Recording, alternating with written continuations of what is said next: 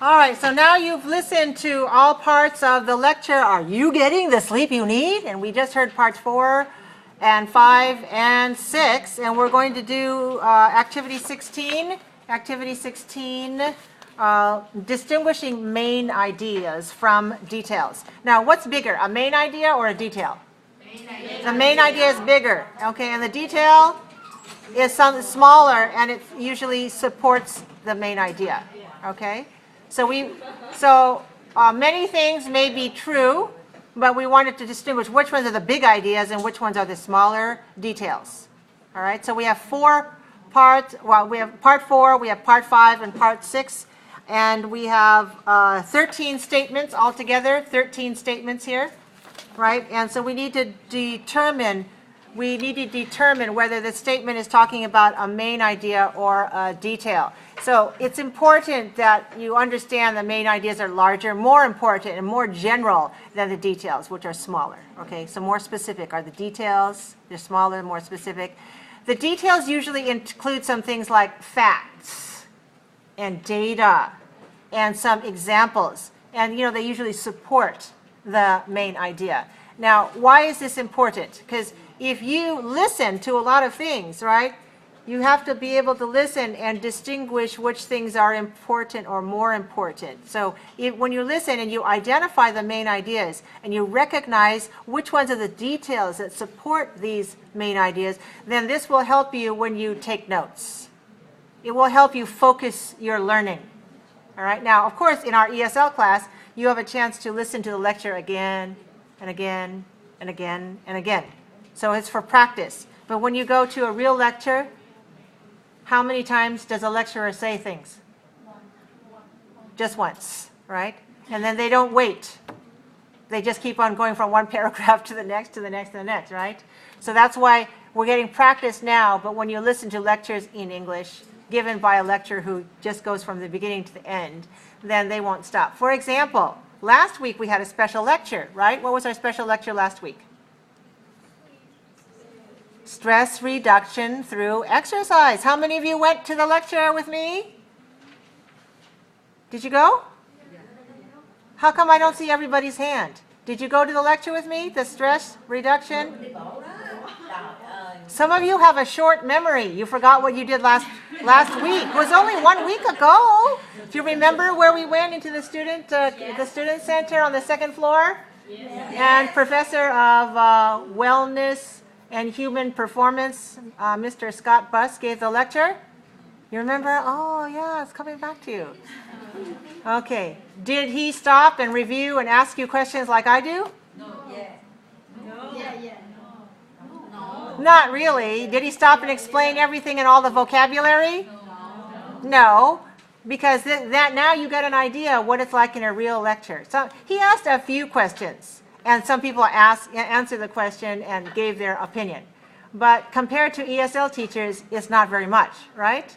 And there's a lot of vocabulary that he used. He put it up on his PowerPoint slide, but he didn't explain. He says, oh, you're probably all familiar with blah, blah, blah, blah. And when I heard him say that, I said, not my students. My students are not familiar with that expression. But to him, he's thinking, Americans or native English speakers, they are all familiar with these phrases. So he says, oh, you know what this is. So and then he goes on and on. And you're probably going, I don't think so. So that's why I gave you his PowerPoint presentation in advance. And some of you, did you check your vocabulary beforehand? Yes. Yeah, okay. Some of you did that, and maybe it was easier for you. And some of you probably didn't do that, so it might have been a little bit harder. So in any case, I'm trying to teach you the method of how to listen and how, when you hear something, how to distinguish the things which are important or more important and which things are details. So in part 4, you heard the lecturer say the sentence, sleep debt is dangerous, right? You heard her say this sentence, right? Sleep debt is dangerous. So we're not saying true or false, right? We know this is true.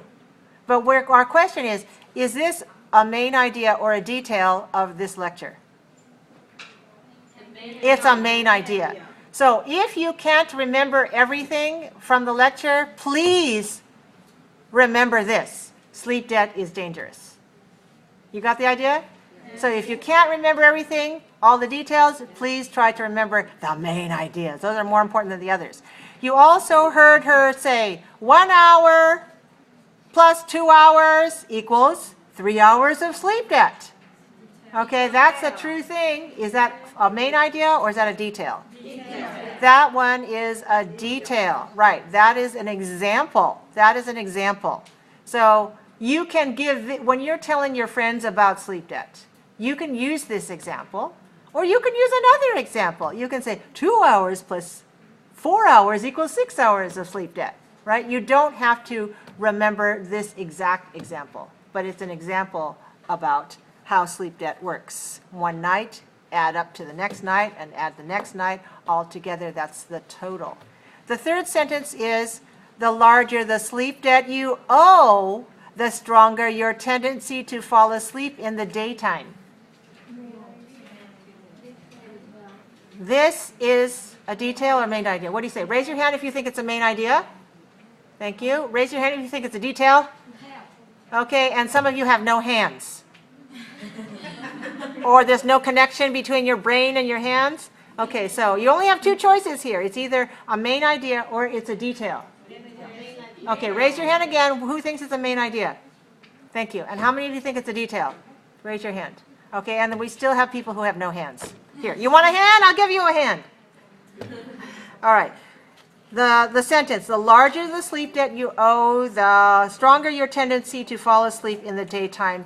I consider this to be a main idea that you must remember. You must understand this concept.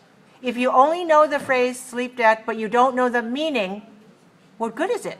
You see? You say, I've heard this phrase before, but you need to know the meaning and its connection with your life. If you have a large sleep debt, then you have a strong tendency to fall asleep in the daytime. For example, if my sleep debt is only 8 hours, then I'm not going to fall asleep very easily right now in the daytime. Am I falling asleep? No, I'm not. All right, now, if my sleep debt is 20 hours, then what? Then during the daytime, I have a stronger tendency to fall asleep. So, get this idea. The larger the sleep debt that you owe, the stronger the tendency for you to fall asleep in the daytime. You got it? All right. If you understand that concept, then you understand how sleep debt can be dangerous. If you just say, I know the name sleep debt, but you don't understand what it does to you, then you're missing it. So you have to understand this concept.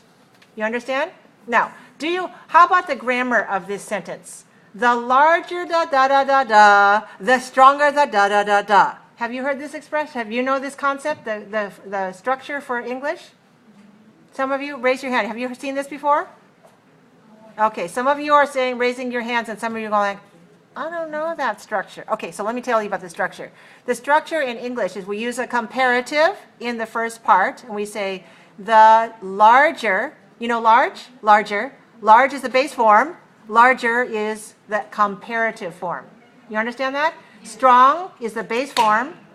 Stronger is the comparative form.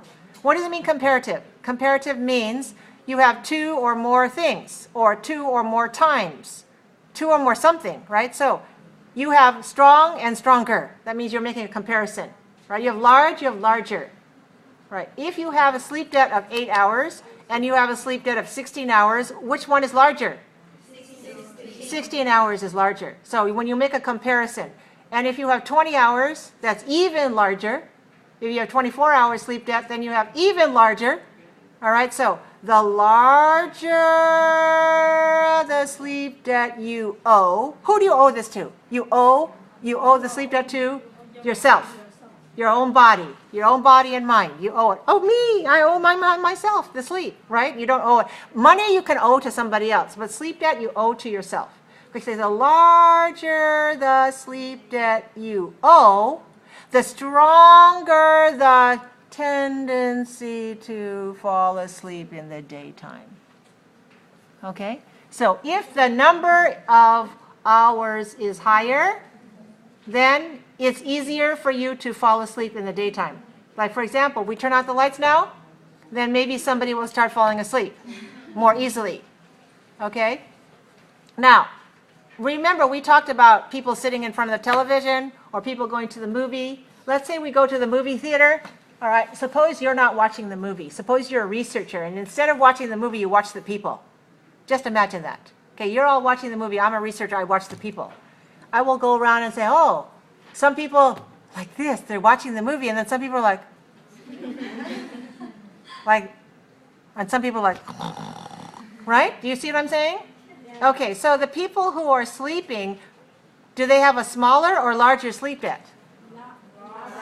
They have a larger sleep debt. And so when there is less stimulation, for example, no lights, the lights keep us awake, right? Yeah. Right? And when you turn the lights off, then you think there's not much visual stimulation. So then you can fall asleep more easily, right? Okay. So we want to say that there's a correlation. There's a correlation, relation, co-relation. There's a correlation between the sleep debt and your tendency to fall asleep. Are you with me? Okay. Now let me give you another example of this structure where we have comparative, the, and a comparative adjective, and then another, the, and a comparative adjective. So we have two clauses. We have one clause, the larger the sleep debt you owe, then the second, and then comma, the stronger your tendency to fall asleep in the daytime. Okay. All right, so maybe we take the word thirsty. When are we thirsty? What does thirsty mean? Thirsty. Thirsty. You want to drink water, okay? The thirstier I am, the more water I drink. I'm so thirsty. Got the idea? The thirstier I am, the more water I drink. So we have this kind of construction in English which shows the relationship between two actions. Got it? Is that clear or not clear? Clear. All right, good. I like it when it's clear. All right. Shall we go on to number 4? Ready? Okay, number 4 says, even a loud noise can't keep you awake if you have a large sleep debt. All right, this is a detail. This is just an example. So this one is about what things can keep you awake and stimulate you so you stay awake. But if you are heavy, if your sleep debt is very big, and you're not able to stay awake, well, bang! You woke up. But suppose your sleep debt was really big. When I did that, you wouldn't wake up. But you're not asleep. Okay? Suppose you were far asleep and I did that, then somebody was still sleeping. That means their sleep debt is really, really, really, really great. Very big. Got it? So this is just an example. Now, remember, when somebody is sleeping, there are several things that can wake them up. One of them is a loud noise. Another is to turn on the lights. What's another thing? Touch, right? So what are the other senses that might wake them up? It's possible to wake somebody up with touch. When you hear something, right? How about an alarm clock? Do you use an alarm clock? Raise your hand if you... Okay, does it go ring, ring, or something like that? So you hear it, right? When you hear it, you wake up. So the sound wakes you up. Okay, how many of you wake up when the sun comes through your window? Yeah, some of you wake up when the sun comes through the window? Okay, yeah. And some of you don't have the window open, or maybe you have very heavy shades, right? Black. You cover it up so even when the sun comes through, you don't have to wake up at all. It's possible. It's possible. Okay, and how about if somebody comes up and tickles you? Will that wake you up? Yeah. Okay. How about if somebody puts a bowl of hot soup in front of you and you smell it? Do you think you would wake up? Yeah. Yes? Okay, so that's a sense of smell, right? A sense of smell. So your sense of smell might wake you up too, right? And it could be, you know, very important, especially for animals. A lot of animals have a lot stronger sense of smell, and they can smell things maybe better than we do, and that will alert them to danger and make them wake up. What is our other sense besides those four we just mentioned? We mentioned seeing the light and hearing the sound and feeling the tickling or the tapping on the hand, and we smelling something. What is the fifth sense? What is the fifth sense that we have? Taste. Okay, suppose you're going like you're in your bed and you're going. So then maybe they put something in your mouth. Maybe you would you taste it? That could be a way for you to wake up, right? Those are different ways. Maybe that's not the way you wake up in the morning. You have your alarm clock. You don't have somebody put something in your mouth, right? But if somebody did, you would probably wake up. So those are some stimulation methods to help people wake up. But a loud noise is just one of those examples. Are you with me? Okay. Let's look at the next item. And that's in part part 5. So going back to part 4, just let me summarize in part 4. The part four, the main idea is that sleep debt accumulates. Okay, so for example, if I am supposed to get 8 hours of sleep, but last night I only got 4 hours of sleep, then my sleep debt is 4 hours. All right, and tonight I'm so busy or I'm so doing something else and I don't get enough sleep, I get 6 hours. How many hours am I in debt? 2 hours in debt tonight plus 4 hours last night equals 6 hours. Okay, and then tomorrow I sleep 5 hours. So 5 hours. Tomorrow I sleep 5 hours. How many am I missing? I'm missing 3. So I take 4 hours plus 2 hours plus 3 hours. And now I've got 9 hours of sleep debt. So sleep debt accumulates. You can't just say, well, I have 4 hours tonight, and skip it, and then go on to the next. Your body is still looking for those many hours of sleep. That's the main idea of part 4. And that's why we are saying it's dangerous, and that the larger sleep debt you owe, the stronger your tendency to fall asleep in the daytime. And then we have some examples of how you add up the sleep debt, and how when you are you're suffering from sleep debt, then no amount of stimulation such as a loud noise or a bright light can wake you up. Okay, now let's go on part 5. In part 5, we have a few sentences here. Tell me which one you think this is, main idea or detail. Sleepy people function poorly, both physically and mentally. That is a main idea. Sleepy people function poorly. What does it mean, function? Function, what does that word mean here? It's a verb, right? Function means operate or work or do things, okay? They do things poorly. What is another word for poorly? What is poor? Give me a synonym. What's a synonym for poorly? Less? Less is only comparative. Poorly is not comparative. Give me another word. Not well, okay? Insufficiently. Badly. Okay, you do something, but you do it badly. You do it poorly. You make mistakes. That's the meaning. Okay, it doesn't mean less. It means less effectively, less good. So poorly means badly, in a bad way. All right, that's what poorly means. It's not rich and poor. It means well, do something well and poor. Remember, the word poor has more than one meaning. So the opposite of poor, not rich here, is well. You do something very well, you do something very poorly. So we have this sentence, people function poorly both this way and this way. So physically, you know, when you move your body, you do things with your physical motion, and mentally you do things with your mind, your brain. Right, okay. So this is a main idea of this part of the lecture. The second one was number 6. It says drivers who fall asleep at the wheel cause 1,500 deaths a year. This is a detail, right? This is a detail. This is an example of how bad it is. So drivers who fall asleep at the wheel, we know the wheel is the steering wheel. So drivers who get drowsy and have accidents. How many accidents? 1,500 deaths a year and even more injuries. This doesn't even count the injuries. You know injury? You're not dead. You're hurt, right? So certainly deaths mean that's the end of the life.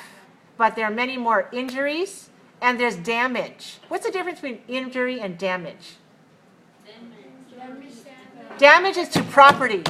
Okay, you crash the car, you crash the building, you break the bridge, you crash into somebody's house. You know, those are the things that are called damage. And injury is bodily injury. It hurts your body or hurts somebody else's body. That's injury.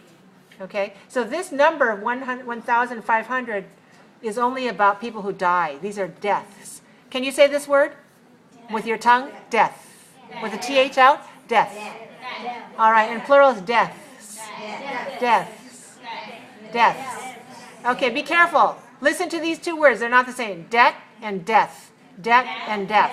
These are not the same. But if you pronounce them wrong, I will be confused. All right, so a debt is money that you owe or something that you owe, like sleep debt. But a death means end of life. End of life. So death is a noun and it belongs to the family. The verb is die, right? Die is the verb, D-I-E. What is the past tense of die? Died. D-I-E-D. Died. Okay, what is the adjective? Dead. How do you spell dead? D-E-A-D. All right, so D-E-A-D is dead. D-E-A-D is the adjective dead. What's the noun?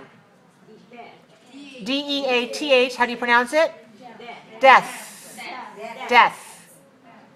Are you with me? Okay, yes. Yes, you are with me. You're putting your tongue out, but don't put the tongue out the whole time. Okay, just put the tongue out for the TH. All right? Death. Death. Death. All right, good. Let's go on to the next one. The number, what number are we? 7. Okay. The bill for American sleep debt is gigantic. Here the word is debt, not death. Debt. All right? The bill. What is this kind of bill? The bill for America's sleep debt is gigantic. What bill is this? Bill means what? The account, the statement, the amount of money that we have to pay. The money that we have to pay. So if you receive, do you receive bills in the mail? From like your electric company and your wireless, your internet company. Yeah, those are bills, right? So the bill is pay this money, right? That's what a bill is. Okay, so the bill for America's sleep debt means what? It means the amount of money that all through America we have to pay because accidents and injuries and deaths occur due to sleep debt. And the word gigantic, what does that mean? Gigantic. Means huge, right. It means huge, it means enormous. Huge, enormous, and gigantic all mean very, very large. Okay, is this a detail or is this a main idea? It's a main idea. You should understand that sleep debt is not just you. It affects everyone in your family, in your community, your city, your state, the whole country, and now really globally, because a lot of things that we use and possess, they are not local. They're services and products that we get from China or Brazil, or we send things here, and a lot of global economy. So sleep debt all around the world. You may think just because you're sleepy it doesn't bother anybody. It does. It bothers the whole economy. So the sleep debt just for America is very great, but certainly it is around the world as well. So this whole part is talking about drowsiness causes accidents. So if you are drowsy, you should really be careful because it could cause small accidents and bigger things too. Let's go on to part 6. We have several sentences here. The one, number 8 says, most people have no idea how sleepy they are. Most people have no idea how sleepy they are. All right. Think of this as a main idea. Why? Because a lot of people think, oh, doesn't bother me, no problem for me, it's no big deal to me, because they don't realize it. Most people will not say, I am sleepy. All right, if I go into a room and say, how many of you are sleepy? Most people will probably not say so because they don't realize it. They don't know it. Or maybe they know it, but they don't want to admit it because it doesn't sound good to say, yeah, I'm sleepy, right? Hello, I'm sleepy. Is that a good thing? No, people don't like to admit it. So one thing is people don't admit it, but another probably more serious thing is people don't reel it. They don't understand it. They don't realize their chiefs keep going. Don't you do that? You just go. You have all your appointments. You have all the things you need to do. You just go. You don't stop and think about how sleepy you are. Yeah, so this is one of the main things, that if you can understand it, you can start to make changes if you realize that it's very important and you have to start thinking about your own sleep. The next one is a third of the people were actually dangerously sleepy. A third, 33%. A third of the people were actually dangerously sleepy. Detail. That's a detail. Right, and that detail came from what? It came from what? Came from a survey, right? Who made the survey? Who did the survey? We talked about it just last activity. What was the survey? Was it the National Sleep Foundation? Remember on the previous part when we listened to part 2? Or was it part 3? We listened to part 3 and we heard that 33. Do you remember that? You can learn it. Look at the previous page. What do you see? Do you see it? Okay, so who did the study? National Sleep Foundation. And the Better Sleep Council. Those are some surveys. Okay, so that was an example or one piece of information, one detail, one data point from a survey. Now let's look at number 10. Maybe someone in this room is nodding off right now. Maybe somebody. That's a detail. Right, that's a detail. And number 11 is drowsiness occurs just before you fall asleep. This is a main idea. Okay, get this. Get this concept, you guys. What does drowsy mean? What is this signal? Drowsiness. When does it occur? When does it happen? Just before you fall asleep. So, do you know what it is like a red light, green light, and yellow light? You know those 3 lights on the street when you're driving? Okay, what does the green light mean? Yellow. What does the green light mean? You can go, okay? What does the red light mean? You had better stop. What does a yellow light mean? It's a warning that the red light is coming next, okay? The yellow is a warning that tells you the red light is coming next. Is the green light coming next? No. When you see the yellow light, what's coming next? The red light. So you should get prepared. You should get prepared to stop. Now, drowsiness is just like that. Drowsiness is a signal to you that what's coming next? That sleep is coming next. That you will fall asleep after that. Okay? So that is a warning symbol to you. And most of us don't really know that because we really haven't been taught about sleep and what happens. So I'm trying to show you this because you can learn it, you can tell your family, you can tell your friends, and then next time we're going to be talking about some tips to sort of regain our sleep. But this is an important concept that drowsiness is not by itself. Drowsiness is connected to the next step, which means falling asleep. All right, let's go to number 12. The 12 says, a professor at Stanford made the class hold up red cards and shout, "Drowsiness is red alert! Drowsiness is red alert!" That's a detail. That's a detail. Okay, I have a red card here. Now, this is what the professor decided he would do because the problem is that most of us are not aware of when we are sleepy. We don't grow up thinking about that. We may think about safety. We may think, oh, when we cross the street, look for the yellow and the green and the red lights, and if it's green, you better be prepared to slow down. We learn that. But we don't learn about drowsiness. So the teacher in the sleep class wanted to teach his students. So he gave everybody a red card and said, when you feel sleepy, hold up your card. And don't feel embarrassed about it. Because he already did the study and said all the students said they don't get enough sleep. So when they're sitting in the lecture and they're starting to feel drowsy, they're supposed to hold up their card like this. So it was very interesting that semester when he did it, because every once in a while he'd see these students holding up their red cards. You know, and normally you don't want to announce it, but he wants them to announce it, because if you become aware of yourself, that's a good thing. And most of us are not aware at all. We don't recognize it. So he was trying to teach the students to become aware of their drowsiness. So that's why he did this. You know red alert? You know what red alert means? That means danger. That means danger. Because the next thing after drowsiness is what? Falling asleep. And when you fall asleep, something dangerous could happen. Suppose you're riding your bicycle on campus, then maybe you could trip and fall over. Or if you're driving your car, you could crash into something and get hurt or injured or damage your car or the building or the tree. So that's why he was teaching this. So this is a detail. And probably no other professors did that. All right, number 13 is it's important to start repaying your sleep debt.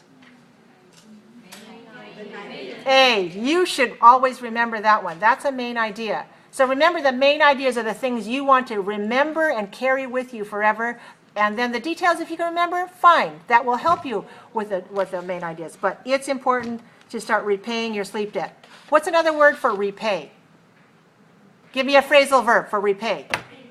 Pay back. So we could also say this sentence, it's important to start what? Paying back. Some of you had not so good grammar. You need to put the ing on that word. It start is followed by gerund. Do you see that? Repaying. So if we use pay back, you have to say paying back. All right? So we say it's important to start paying back your sleep debt. Is that good? Do you like that? Is it interesting? Yes. Did you learn something about sleep? Yes. And sleep debt? Are you going to be healthier after this, maybe? Hopefully?